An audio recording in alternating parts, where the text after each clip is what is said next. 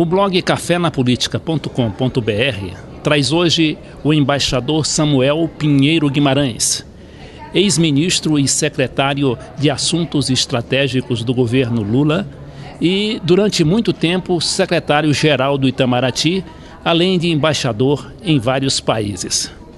Embaixador, o senhor é um grande estudioso da política nacional, da nossa geopolítica, é tido como um grande especialista em assuntos não só externos, mas também estratégicos. Daí a sua nomeação para a Secretaria de Assuntos Estratégicos.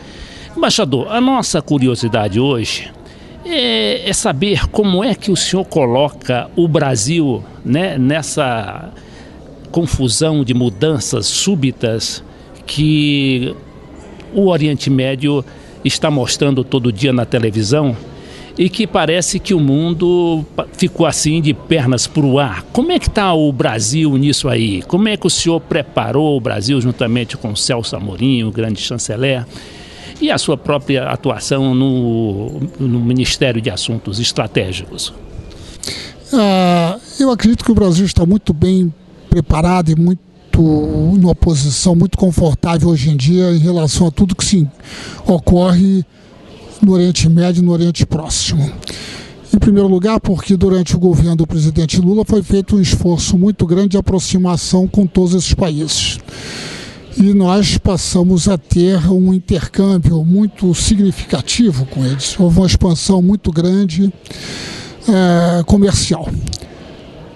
Por outro lado, o Brasil se manteve equidistante no principal questão que envolve o Oriente Médio, que é a questão entre Israel e palestinos e árabes em geral. E o Brasil tem defendido uma solução para as questões, essa principal questão do Oriente Próximo, que seja uma solução que parta da obediência às decisões do Conselho de Segurança. As pessoas se esquecem que há decisões do Conselho de Segurança muito importantes sobre a ocupação de territórios estrangeiros, ocupação ilegal, condenada pelo Conselho de Segurança e que permanece até hoje e que não é aceita pelos países árabes, de uma forma geral, né? E o Brasil tem se mantido equidistante nessa questão, mas equidistante no sentido de defesa de uma solução pacífica e de uma solução de acordo com as normas internacionais. Nós não podemos exigir a obediência das normas internacionais a uns países e não exigir a outros. Então, embaixador, o Oriente Médio por si só, ele não é só o Oriente Médio, é basicamente o centro, o epicentro das reservas de petróleo no mundo. Daí a importância, né, está todo mundo preocupado. O Brasil, felizmente, é autossuficiente, né, em petróleo e chega até a exportar de alguma maneira. Eu perguntaria ao senhor se como é que o senhor visualiza, né, como é que vai ser o cenário a partir dessas rebeliões que estão tomando praticamente todos os países daquela região? Eu acredito que é difícil, né? Mesmo para os especialistas, procurar visualizar qual será o futuro desse processo, que é um processo muito espontâneo, aparentemente muito espontâneo, né?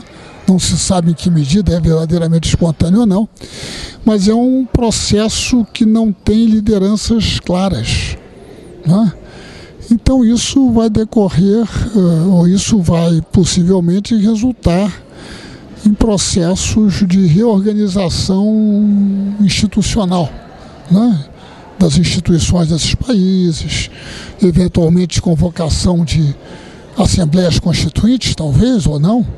Também não sabemos se determinados grupos procurarão controlar o poder nesses países, né? Então, de toda forma, tem sido considerado um fenômeno novo do poder da internet, poder de mobilização, né, desses novos instrumentos. Mas o importante será verificar se esta mobilização vai resultar em que tipo de situação institucional, né?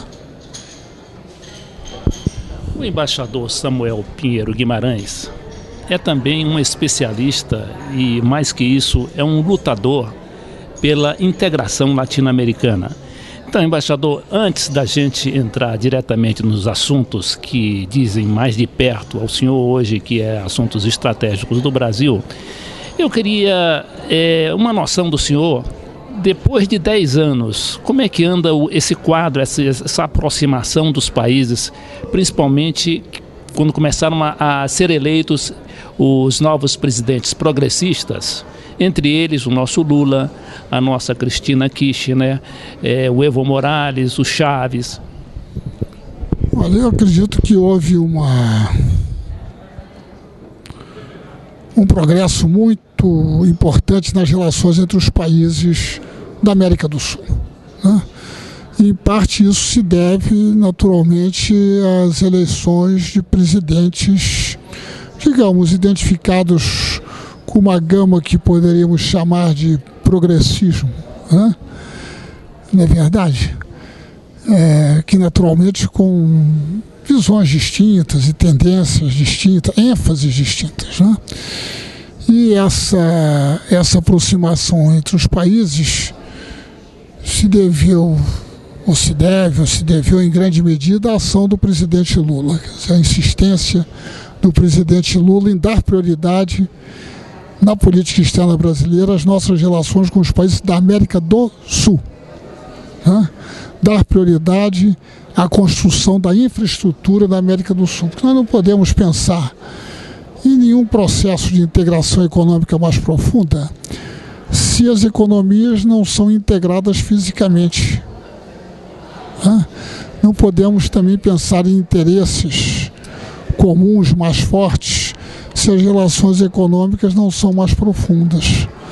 Então, digamos, a questão da infraestrutura é uma questão preliminar, tanto a infraestrutura de transportes quanto a infraestrutura energética, né?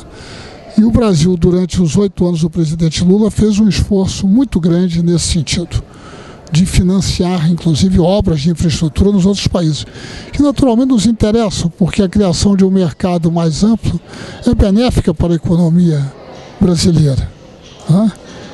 A construção de obras de infraestrutura muitas vezes são feitas por empresas brasileiras, de modo que isso fortalece os laços econômicos e naturalmente os laços políticos, na medida em que esses países, muitos deles tinham dificuldade em ter acesso a financiamento internacional simplesmente.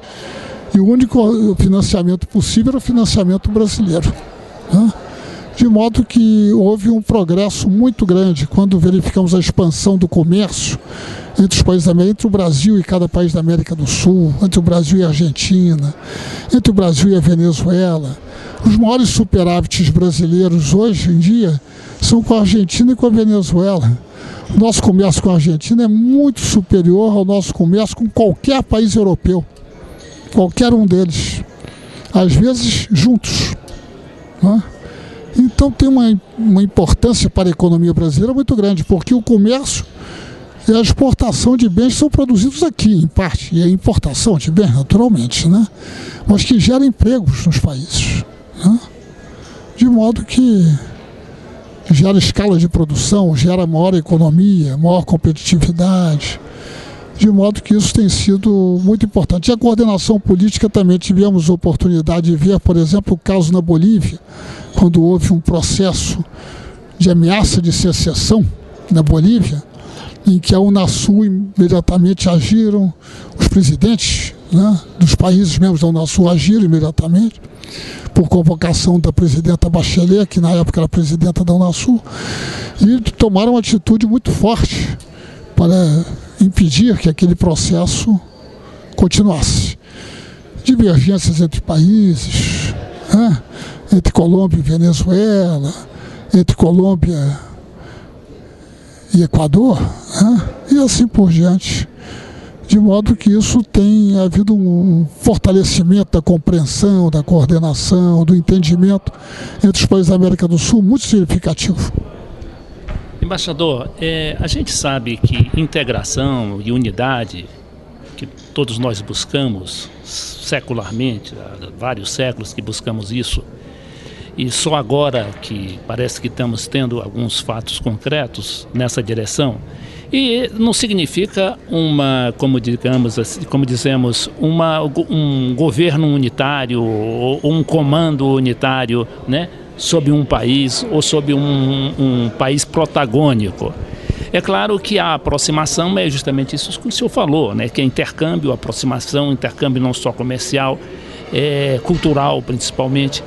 Eu perguntaria o seguinte: se diz muito aqui que essa integração, junto com a política de abertura para o sul, né, do governo Lula, foi que constituiu assim uma grande base para o Brasil enfrentar, como realmente enfrentou, essa crise mundial de 2008. Isso é verdade?